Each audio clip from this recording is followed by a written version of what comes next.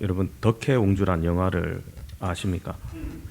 조선의 마지막 왕 고종 황제의 늦둥이 딸 덕혜옹주의 삶을 영화한 것인데, 나라 잃은 왕족의 서러움과 급변하는 환경 속에서 자신의 의지와 상관없이 유린당하는 불행한 인생의 모습을 그린 영화입니다.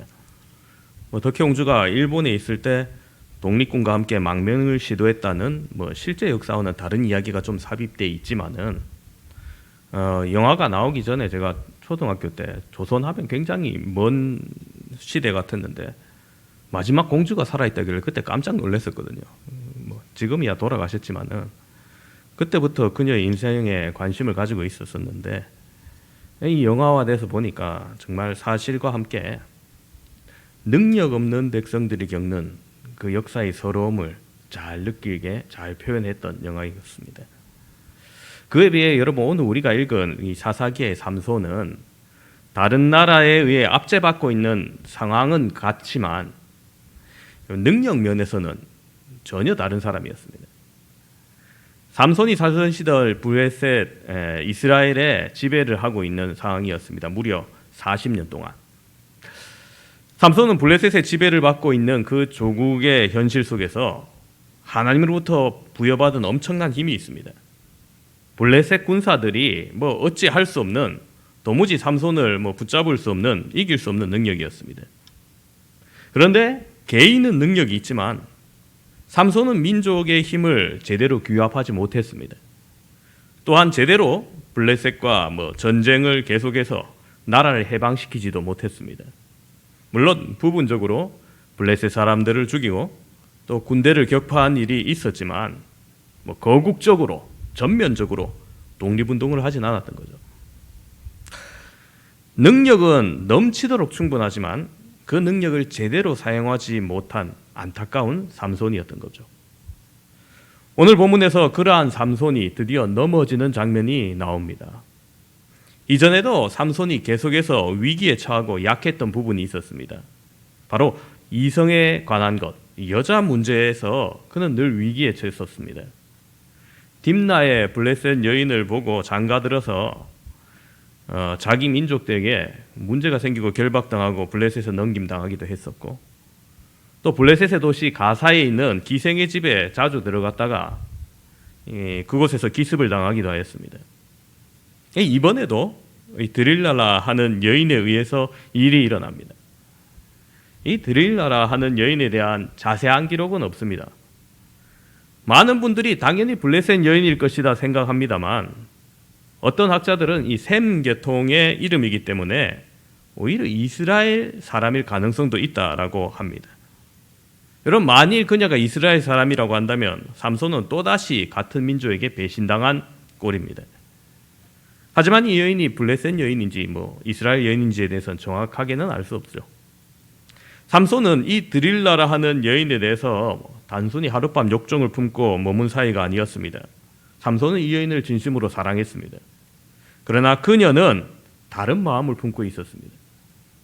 이 드릴라가 처음부터 계획적으로 삼손에게 접근했는지, 아니면 연인 관계였다가 재물에 눈이 어두워서 삼손을 팔게 되었는지 정황은 알 수 없습니다. 성경에 나와 있는 부분은 어느 날 하루는 블레셋 방백들이 이 드릴라에게 찾아와서 삼손의 힘의 근원을 알아서 그를 제어할 수 있는 방법을 묻고, 그걸 알아온다면은 각각 은 1,100개씩 주겠다, 이렇게 제안을 합니다. 여러분, 블레셋이란 나라가 고대 도시 연방국가입니다. 블레셋의 5도시가 연맹이 되어 있는데, 만약 이 대표들이 모아서 은 1,100개를 주겠다는 것인지, 아니면 5명이 각각 은 1,100개씩 내서 5,500개를 주겠다는 것인지 모르겠지만은, 여러분, 둘 중 어느 것이라도 그 금액을 현재의 값으로 환산한다면 엄청난 금액입니다. 여러분, 은 1,100개, 은 5,500개 하니까 감이 안 오잖아요. 이게 무슨 얼마나 되는 돈인지. 근데 오늘 본문 이후에 17장에 미가라 하는 사람의 이야기가 나오는데, 자신의 집에 찾아온 레위 청년을 제사장으로 삼으면서 1년 연봉을 책정하기를 은 10개와 겉옷 한 벌을 제안합니다. 이 제안에 레위 청년이 만족하게 여겼더라 이렇게 기록하고 있어요. 즉, 은 10개가 보통 사람의 연봉이라는 거예요. 그것도 말단이나 최소임금이 아니라 만족하게 여길 만한 뭐 과장이나 부장 정도 꽤 괜찮은 연봉이었다는 겁니다. 여러분, 그렇다면 적어도 은 1100개 잡아도 여러분 보통 사람의 연봉의 110배에 해당하는 겁니다. 110년 동안 받은 월급 한 푼도 안 쓰고 저축한 그 금액이라는 거예요. 어마어마한 금액이죠. 자, 이런 제안에 드릴라는 주저없이 삼손의 약점을 묻기 시작합니다. 처음엔 장난으로 여기고 삼손도 얼렁뚱땅 대답을 해요. 그런데 집요한 드릴라의 추궁에 점점 삼손이 곤혹스러워합니다. 이전에 딥나의 블레셋 여인과 결혼할 때 아내 삼고 결혼식에서 다른 사람에게 내었던 수수께끼, 이게 다른 사람이 못 풀자 또 이 아내를 곤혹을 주니까 이 아내도 다시 삼손에게 말해달라고 울고불고 해서 결국 말해줬다가 낭패를 당한 경험이 있는데, 이 또 삼손이 이러한 여자 문제에 단호하지 못했던 겁니다. 이걸 알려주면 자신이 얼마나 위험에 처할 줄 알면서도 그는 분명하게 거절하지 못합니다. 그리고 16절에 보면 삼손의 마음이 번뇌하여 죽을 지경이다 이렇게 표현을 해요. 3번의 엉뚱한 대답 이후에 4번째로 그는 자신의 비밀을 털어놓고 맙니다. 자신이 날 때부터 나시린으로서 머리를 깎지 않았는데 만일 내 머리를 밀면 내 힘이 약해져서 보통 사람같이 될 것 같다, 뭐 이렇게 말하는 거예요. 자, 여러분 여기서 조금 설명이 필요할 것 같습니다. 나시린은 보통 일정 기한을 서원하고 그 기한 동안 3가지 의무사항을 지켰습니다. 그 의무사항이 무엇이냐? 첫 번째는 포도주, 독주를 마시지 않습니다. 뭐 좀 심하게 표현하면 포도나무의 소산을 먹지 아니한다 이렇게 이야기합니다. 두 번째로 시체를 손에 대지 아니합니다. 이 레위기의 정결법에 의한 것이죠. 세 번째로 머리를 자르지 않는 겁니다. 자, 이렇게 자신을 구별해서 그 구별 기간 동안 여호와께 삶을 드리겠다는 것이 나시린 제도입니다. 삼손은 날 때부터 나시린이었습니다. 삼손도 이것을 모르는 바가 아니었습니다.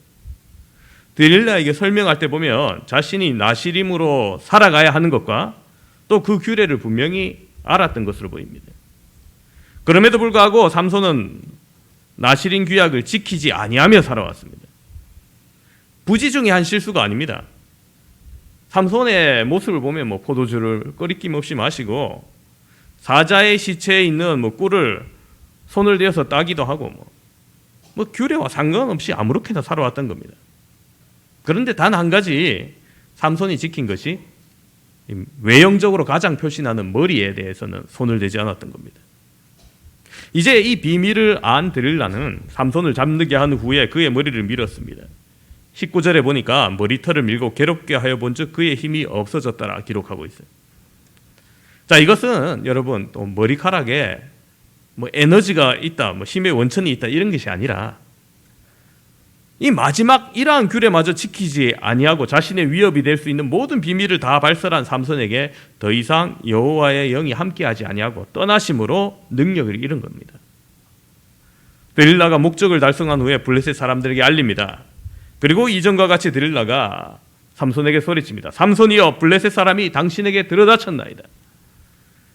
자, 이때 이미 여호와의 신이 떠나서 아무런 힘이 남아 있지 않는 상황인데 삼손의 반응이 어떠하냐? 20절 중반에 보면 이렇게 삼손이 반응해요. 삼손이 잠을 깨며 이르기를 내가 전과 같이 나가서 몸을 떨치리라. 자, 자신이 아직 이전과 같이 힘을 쓸 줄 알고 일어나 나갑니다. 뭐 이쯤이야 간단하게 제압해버리자고 그렇게 나갔던 거죠. 자신이 하나님 나라의 사사로서 아직도 쓰임받고 있는 줄 압니다. 그런데 결과가 어떠합니까? 블레셋 사람들에 의해 사로잡혀서 두 눈이 뽑히고 끌려가서 비참하게 지하 감옥에서 맷돌을 돌리는 신세로 전락합니다. 짐승의 삶을 살아가는 거예요. 여인의 유혹에 넘어져서 여호와의 신이 떠나버리고 그 큰 능력으로 하나님 나라의 사사로서 멋지게 쓸 수 있는 기회를 놓쳐버리고 맙니다. 안타깝게 실패한 사람 삼손의 모습이 바로 오늘 본문인 겁니다.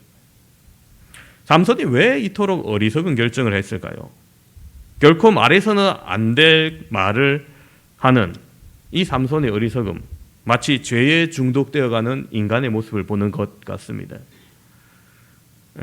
이런 이야기가 있습니다. 너무 심각한 얘기는 아니고 농담이니까 가볍게 들으시기 바랍니다. 어떤 일가족이 함께 자동차를 타고 가다가 과속을 해서 경찰이 다가옵니다. 그리고 차를 세우고 수고하십니다 하면서 과속입니다.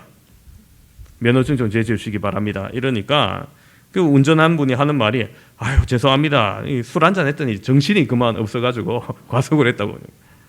경찰이 아니 뭐요 과속에다 음주운전이네요 하니까 옆에 타고 있던 아내가 이렇게 얘기한 겁니다. 아유 경찰관이 좀 봐주세요. 제 남편이 무면허라서 맨정신에는 운전을 못해요. 경찰관이 깜짝 놀랍니다. 아니 무면허에 음주에 과속이라고요 하니까 뒤에 있던 어머니가 얘기합니다. 거 봐라 내가 뭐랬니? 차 훔치지 마라 그랬지. 물론 실화는 아니겠지만은 여러분 이 이야기는 죄에 중독되어가는 인간의 모습을 보는 듯합니다. 죄에 중독되어 갈 때 여러분 점점 더 큰 죄로 나아가게 돼 있는 겁니다. 꺼리낌이 없어지는 거예요. 죄에 대해서. 크리스천도 마찬가지입니다. 죄에 중독되어서 점점 자신이 위험에 처해졌을 때 하나님의 뜻과 상관없는 삶을 살고 성령을 근심하게 만듭니다. 그리고 더 크게는 하나님이 함께 하시지 아니하는데도 불구하고 여전히 하나님께서 내 편에 계시고 하나님이 나와 함께 하시고 내가 하나님 나라 건설에 앞장서고 있다. 하나님이 나와 함께 하실 것이다. 착각하고 살아가는 겁니다. 마치 삼손이 여호와의 신이 떠나 아무런 힘이 없음에도 불구하고 내가 전과 같이 나가서 몸을 떨치리라. 그렇게 착각하며 살아갑니다. 하나님의 마음에 합했던 사람, 가장 많은 시편을 기록하고 하나님의 큰 축복을 받아 누린 다윗도 범죄하였을 때 무엇을 가장 두려워했느냐? 다윗이 그토록 두려워해서 기도했던 기도가 이겁니다. 여호와의 신이 나를 떠나지 마옵소서. 바로 하나님의 영이 자신을 떠나는 것을 가장 두려워했던 겁니다. 하나님의 신이 떠난 사울 왕의 몰락을 경험했던 다윗이기 때문에 그것을 가장 두려워하며 하나님께 기도했던 거예요.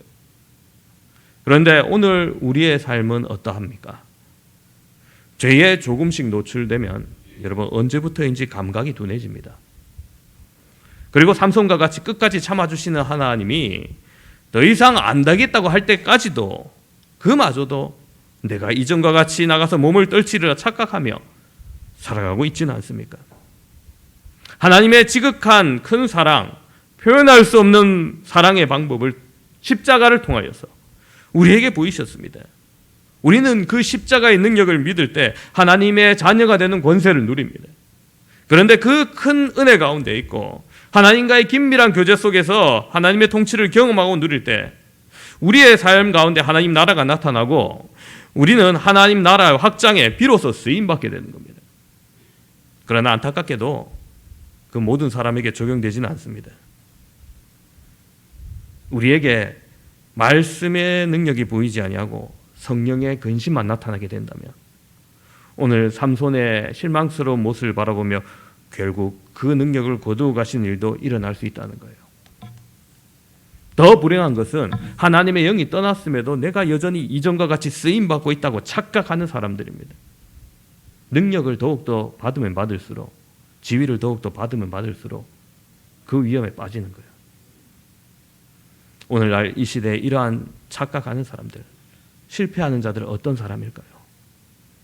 우리가 이런 실패자의 반열에 서지 아니하고 주의 나라에 쓰임 받으려면 어떻게 해야 할까요? 이 시간 이것을 함께 나누면서 은혜 나누고자 합니다.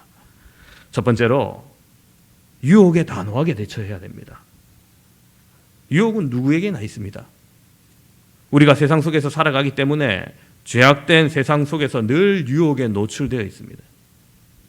누구나 자신의 약한 부분도 있습니다. 그러나 그러한 부분에 민감해야 하고 단호할 필요가 있습니다. 삼손은 분명 자신의 약점을 알았습니다. 이전에 당혹스럽고 낭패되었던 그 모든 사건, 여인들과 관련되었음을 본인 스스로도 잘 알고 있습니다. 그럼에도 불구하고 삼손은 치명적인 실수를 저지른 겁니다. 힘의 근원을 묻는 드릴라의 유혹에 처음엔 장난처럼 대답했습니다. 사실 장난처럼 여기고 장난 같은 대답을 했던 거예요. 마르지 아니하는 새 활줄 7으로 나를 결박하면 내가 약해져서 다른 사람과 같으리라 이래 얘기합니다. 드릴라가 삼손의 말대로 묻고요. 이 8절에 기록된데 여러분 8절에 삼손을 묶는다고 기록되어 있을 때 잠들었다는 기록이 없습니다. 세 번째 할 때 잠들었다는 표현이 있기 때문에 첫 번째, 두 번째도 당연히 잠들었을 것이다 이렇게 많이들 생각하고 뭐 영화나 주일학교 만화 같은 것에 보면 그렇게 표현되어 있는데 성경에 보면 잠들었다는 표시가 없어요. 그러면은 첫 번째, 두 번째는 깨어 있을 때 장난같이 앞에서 자기야 있어봐 하면서 막 묶었을지도 몰라요. 삼손이 스스로 장난치듯이 결박당했을 수도 있다는 거죠. 그런데 결박당하고 난 후에 드릴라가 블레셋 사람의 공격을 하기자 그는 매우 쉽게 그 줄을 두두둑 끊어버립니다.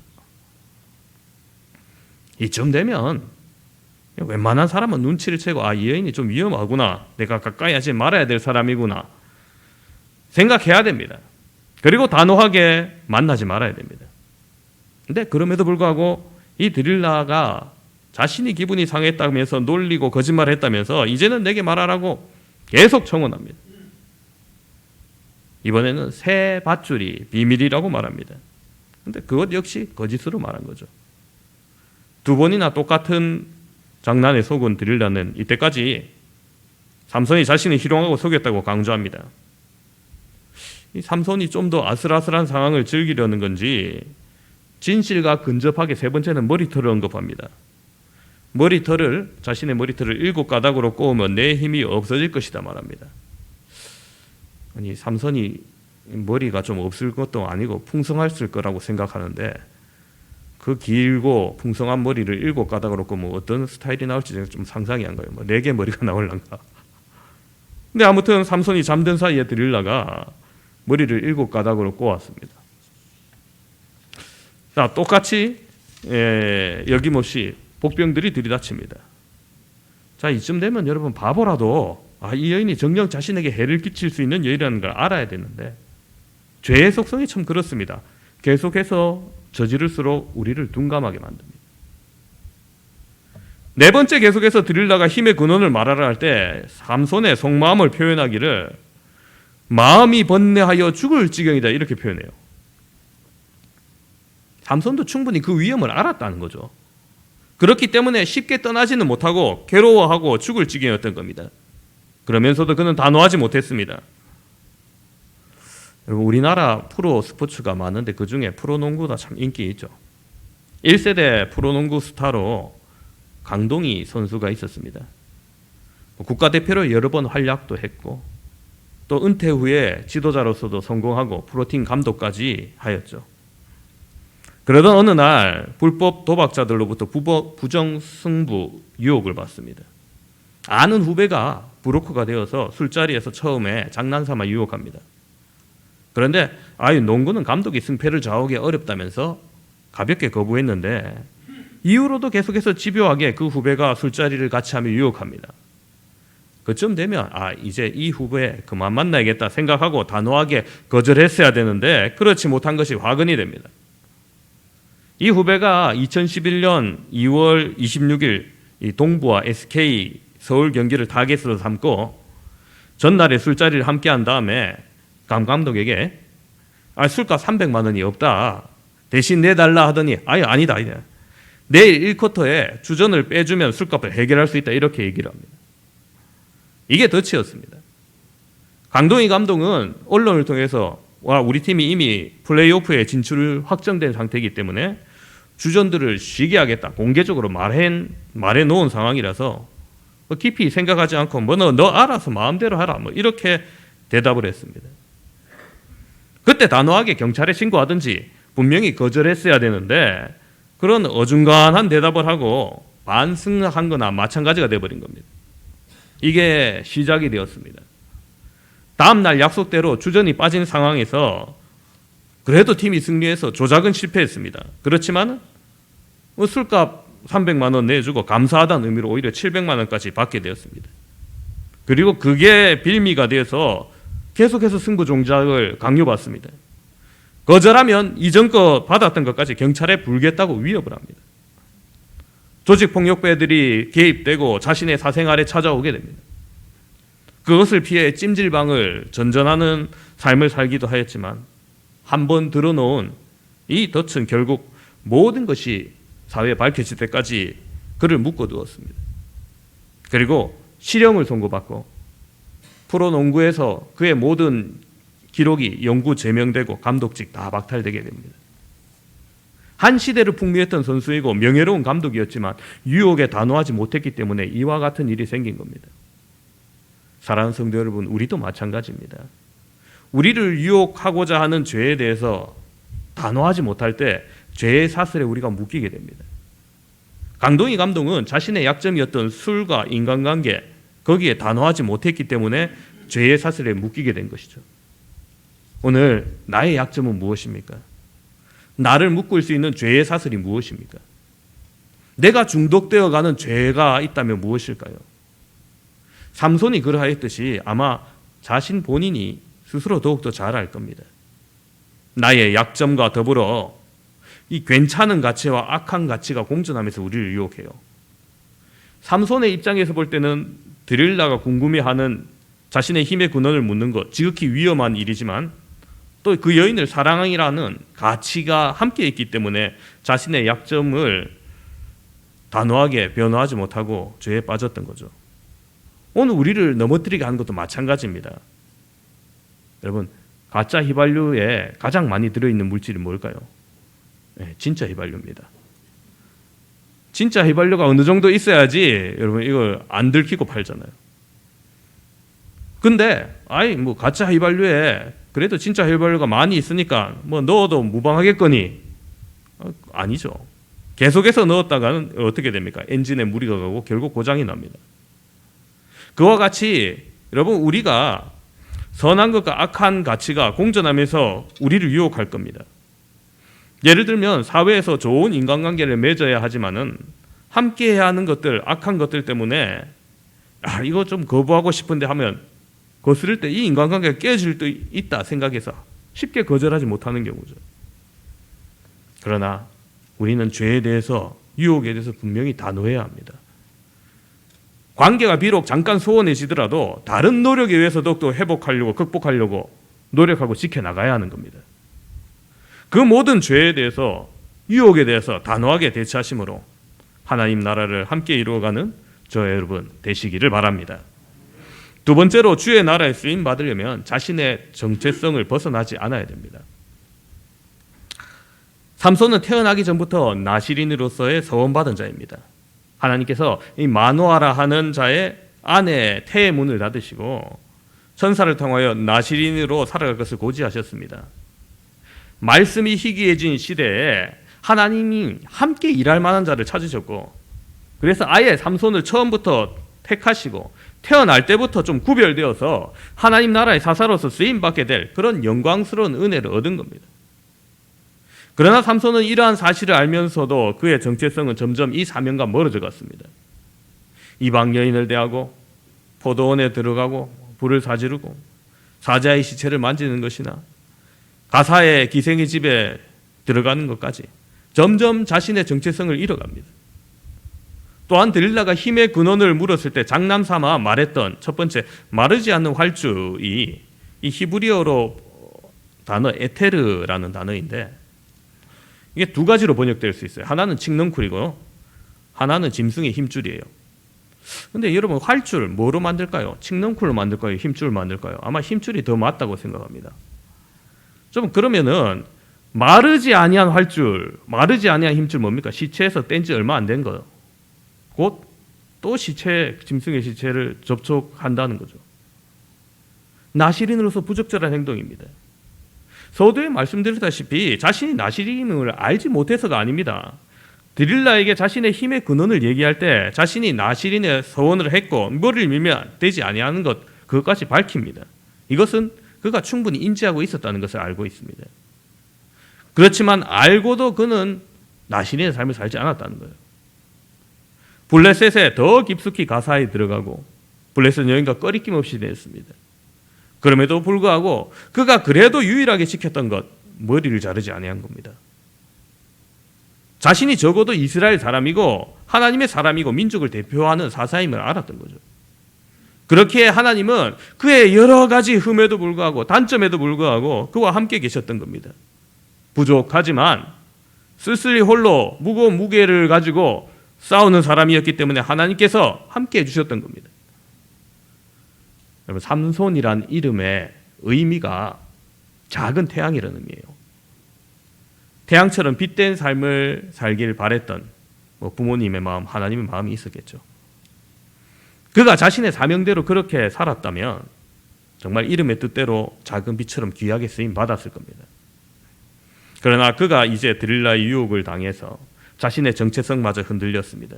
결코 말하지 말아야 될 머리 자름으로 그의 외형적으로 남아있던 나시린의 모습을 잃어버리게 됩니다. 자신이 누구인지를 잃어버리게 될 때 하나님은 그와 함께 하지 않으셨습니다. 여러분, 그렇습니다. 사랑하는 성도 여러분, 오늘 우리가 누구인지 분명히 알고 그에 합당한 생활을 해야 합니다. 내가 누구인가? 우리가 누구인가? 신약 시대를, 이 성령 시대를, 교회 시대를 살아가고 있는 우리는 누구입니까? 우리의 정체성에 대해서 아주 잘 설명된 말씀이 바로 베드로전서 2장 9절 말씀이에요. 그러나 너희는 택하신 족속이요 왕같은 제사장이요 거룩한 나라요 그의 소유가 된 백성이니. 자, 단어를 하나하나씩 살펴볼까요? 말씀 띄워주시면. 아직 택한 백성이라고 했습니다. 하나님의 은혜로 구원받은 백성이라는 뜻이에요. 왕같은 제사장이라고 말합니다. 예수 그리스도의 중보를 통하여서 하나님께 직접 나아갈 수 있는 거룩한 자, 제사장이 되었다는 겁니다. 원래는 함부로 나아갈 수 없는데 이제는 우리가 직접 기도하며 사는 자, 하나님의 뜻을 묻고 예수 그리스도의 이름으로 나아가는 자가 됐다는 거예요.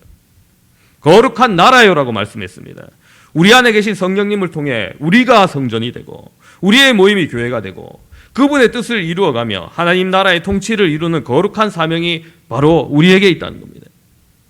그의 소유된 백성이다 말합니다. 내 삶이 결국 하나님 안에 있는 자, 하나님 손에 붙들린 자 되었다는 표현인 겁니다. 사랑하는 성도 여러분, 오늘 우리가 이 정체성을 지키며 살아가야겠습니다. 내가 주일에 어디 있어야 할 줄 알고 내가 사는 목적이 어디에 있는 줄 알고 그렇게 살아가야 됩니다.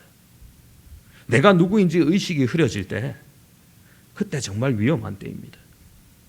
하나님의 자녀됨을 잃어버릴 때 삼손과 같이 기회를 놓칠 수 있음을 늘 기억하시기를 바랍니다. 세 번째로, 주의 나라에 쓰임 받으려면 자신의 힘을 의지하지 말아야 됩니다. 20절 말씀 보시면은 드릴라가 이르되 삼손이여 블레셋 사람이 당신에게 들여다쳤느니라 하니 삼손이 잠을 깨며 이르기를 내가 전과 같이 나가서 몸을 떨치려 하였으나 여호와께서 이미 자기를 떠나신 줄을 깨닫지 못하더라 말합니다. 자, 삼손은 자신의 몸에서 여호와께서 이미 떠난 줄을 깨닫지 못했습니다. 내가 전과 같이 나가서 몸을 떨치리라 말합니다. 그 주어가 내가입니다. 힘이 없어졌음에도 불구하고 그는 자신의 힘에 의지해서 이전과 같이 블레셋 군사를 이길 수 있다 생각했습니다. 결과는 참담했죠. 자신의 힘을 의지하는 자는 쓰임받지 못합니다. 우리도 마찬가지입니다. 하나님의 능력의 힘을 입어야 여러 가지 일들을 해낼 수 있고 전과 같이 감당할 수 있는 것입니다. 이 모든 것, 하나님을 의지하기보다는 자신의 힘을 의지했던 삼손은 결국 패망했던 거죠. 삼손이 살던 사사시대는 이러한 실패로 가득 차 있던 사회였습니다. 사사기는 그것을 우리에게 고발합니다. 사사기는 결국 이렇게 제멋대로인 사회를 진단하는 한마디 말을 반복해서 말합니다. 그것이 사사기 마지막 절 21장 25절인데요. 그때는 이스라엘에 왕이 없었으므로 사람마다 자기 소견에 옳은 대로 행하였더라. 자, 이 말을 17장 6절, 18장 1절, 19장 1절, 21장 25절 이렇게 4번씩 계속해서 반복해서 말합니다. 왕이 없었기 때문에 이 모든 혼란과 실패가 가득했다는 겁니다. 여러분, 그렇다고 나중에 왕정시대가 오면 이런 일이 없었느냐? 그건 아닙니다. 왕정 시대에도 마찬가지로 이런 혼란과 실패는 있었습니다. 그런데 여러분, 여기서 말하는 왕은 세상적인 정치적인 왕을 말하는 것이 아닙니다. 사람마다 자신이 온전히 섬기면서 온 마음으로 따르는 왕, 바로 하나님이 왕이 되지 못했기 때문에 이러한 일이 나타났다는 것을 말하는 겁니다. 하나님의 온전한 통치를 인정하지 않았기 때문입니다. 하나님을 의지하지 아니하고 각자 자신의 소견에 옳은 대로 행하는, 자신이 왕이 되는 시대에 살았기 때문에 실패했다는 겁니다. 제가 좋아하는 찬양 중에 항해자라는 찬양이 있어요. C 한번 짚어볼래. C.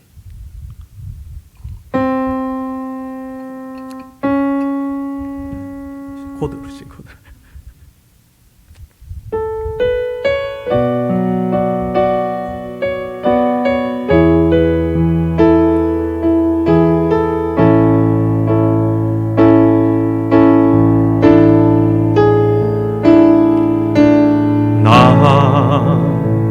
비로소 이제 깊고 넓은 바다 간다. 두려움에 떨고 있는 내 손을 주는 결코 놓치지 않으셨다. 나 비로소 이제 폭풍우를 뚫고 간다.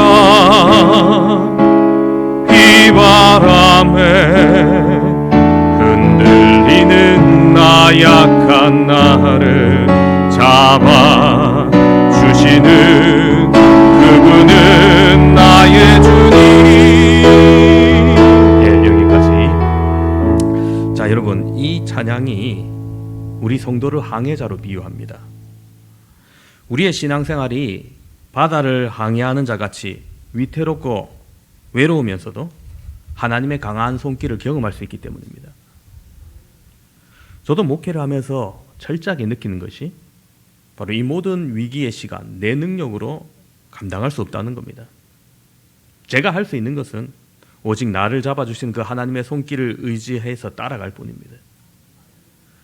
지금까지 내가 잘해왔기 때문에 여전히 앞으로 잘할 것이다, 그게 아니라, 지금까지 내가 많은 경험이 있기 때문에 이곳에서도 어렵지 않을 것이다, 그것이 아니라, 내가 지금 주님의 손에 이끌려가기 때문에 폭풍우를 비껴가는 것이 아니라 폭풍우를 정면으로 뚫고 가겠노라고 고백할 수 있는 것입니다. 사랑하는 성도 여러분, 오늘 말씀의 교훈이 무엇입니까? 하나님 나라에 쓰임받는 사람은 능력이 많은 사람이 아니라는 겁니다. 내가 전과 같이 힘을 떨치리라 자만하는 자도 아닙니다. 바로 여호와 하나님을 왕으로 모시는 자, 하나님을 온전히 주인으로 모시는 자가 바로 쓰임받는다는 겁니다. 오늘 우리가 가지고 있는 작은 능력에 우쭐하지 마시고 그것에 의지하지 마시기를 바랍니다. 하나님이 떠나시면 그 모든 것이 헛것이 되고 맙니다. 늘 하나님의 임재를 사모하고 하나님의 능력을 의지하는 자 되시기를 바랍니다. 우리가 끝까지 붙들고 의지해야 될 것 오직 십자가임을 믿으시는 저와 여러분 되시기를 바랍니다. 말씀을 정리합니다. 오늘 우리는 삼손의 실패의 모습을 함께 살펴보았습니다. 하나님 나라의 사사로서 그는 참담한 실패를 경험합니다. 우리도 같은 실패를 경험하지 않기 위해서 어떻게 해야 한다 말씀드렸습니까? 첫 번째로 주의 나라에 쓰임받기 위해서는 유혹에 단호하게 대처해야 된다 말씀드렸습니다. 죄에 중독되어 조금씩 허용하다 보면 자의반 타의반으로 허용할 것이 아니라는 겁니다.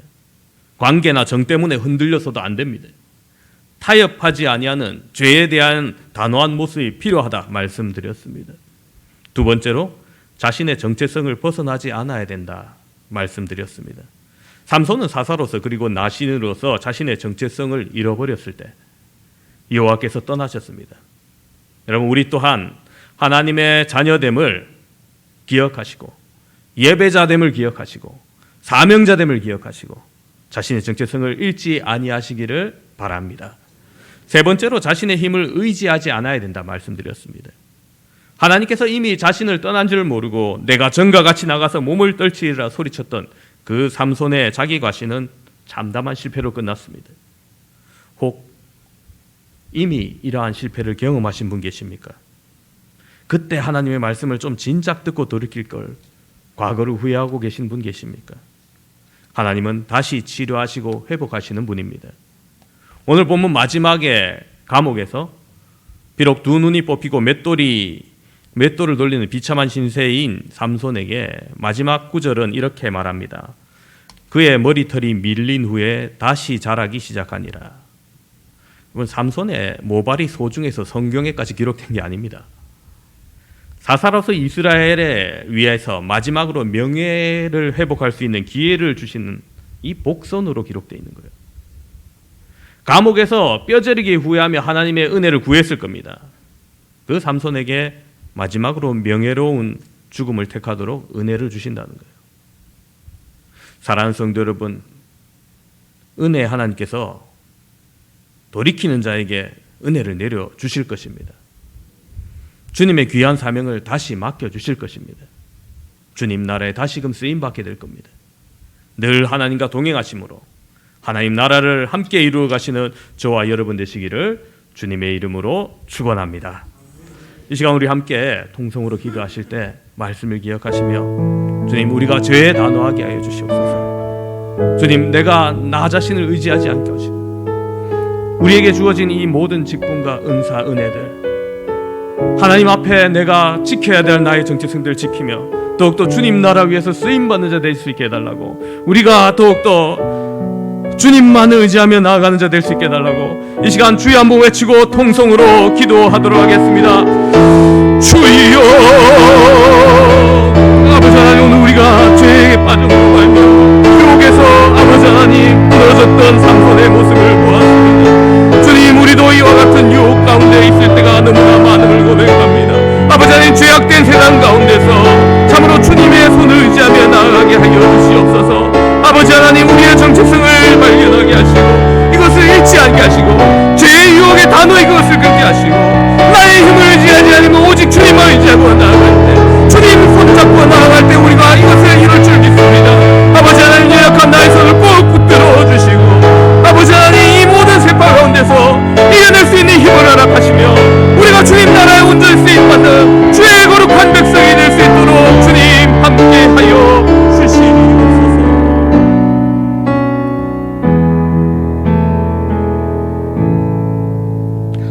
하나님 은혜를 감사합니다. 참으로 많은 어려움과 환난이 있는 이 사회지만 또한 우리를 향한 거센 유혹이 있음을 부인할 수 없습니다. 아버지 하나님, 이러한 때 오늘 말씀을 우리가 기억하기를 소망합니다. 유혹에 약해 넘어졌고 자신의 정체성을 지키지 못했고 여전히 자신의 힘을 의지하여 나아갔던 삼손이 실패할 수밖에 없었음을 우리가 다시 한번 바라보며 우리는 오직 우리의 왕 대신 여호와 하나님을 왕으로 섬기는, 그러므로 하나님의 손에 이끌려 하나님만 따라가는 그런 귀한 쓰임받는 자 되게 하여 주시옵소서. 능력이 많아서 쓰임받는 자가 아니라 하나님 손에 붙들렸기에 쓰임받는 우리 모든 성광의 권속들 될 수 있도록 주님 은혜를 베풀어 주시옵소서. 우리 구주 예수 그리스도 이름으로 기도합니다. 아멘.